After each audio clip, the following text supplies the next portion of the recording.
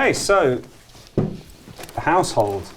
There are several sort of what we consider peripheral characters in the play who come on and serve functions, do things, messengers, porters, the old man, etc. They're really well written and they have quite strong characters, and we thought, well, they'd be ideal for younger age malts where, you know, we can actually really have some fun with them. I think it's also important to talk about the household series, which is 10 different characters. These are all, you know, more drinkable, affordable whiskies, between 70 to 120 pounds. But I think they create a beautiful collection on their own, you know, just 10 bottles, beautiful depictions, lovely whiskies. I think it'll be very, very popular. I can see this series being probably the most popular out of the whole collection. It's quite perverse in a way, right? Because you've made the most accessible, broad-based part of the project, bring in all the whiskies which only the real nerds know about. But that in itself, I think, is fascinating because actually they're entirely character-driven. I love them, and I love the idea of that spreading of knowledge and information and the range of distilleries, because having the scope, that's the important thing about this, you know.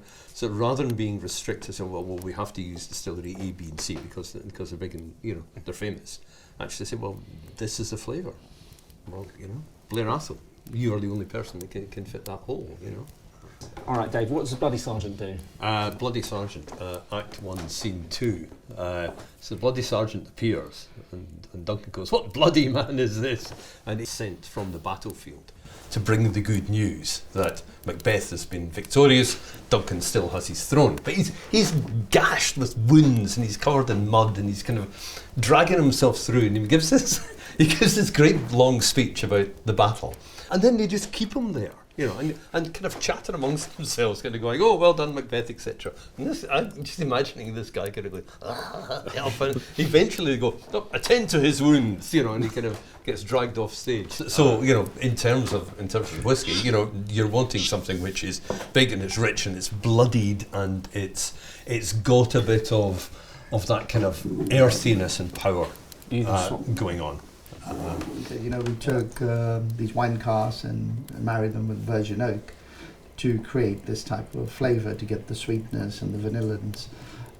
I think this just shows you that actually masterfully blending whiskies together, putting them together, marrying them together can give you something actually which is much, much better than the single component parts.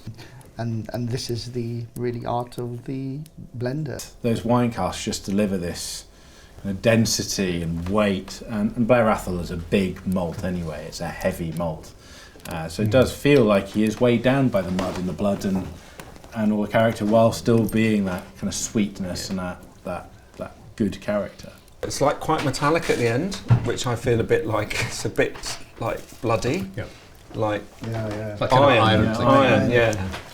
Like chewing a scab, a little bit. So. That's the Bloody Sergeant. Should we talk about Satan? Ollie, this is your favourite drawing? It's by far my favourite drawing. I loved the energy as soon as I saw it because it feels alive and it feels... I mean, having now watched the play a few times, I also feel it's representative of the confusion.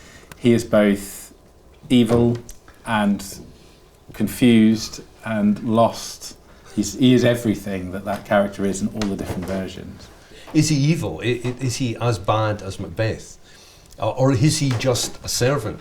But undoubtedly he's just on the Macbeth side, you know, so you're going to be smoky. Well, it's intensely smoky, but it's also so sweet. It's like a hot toddy to me. It's like an alcoholic boiled sweet. Yeah. You've also got that greenery to it. You've got that kind of herbaceous nature. And Ardmore is obviously Highland malt, but it is peated.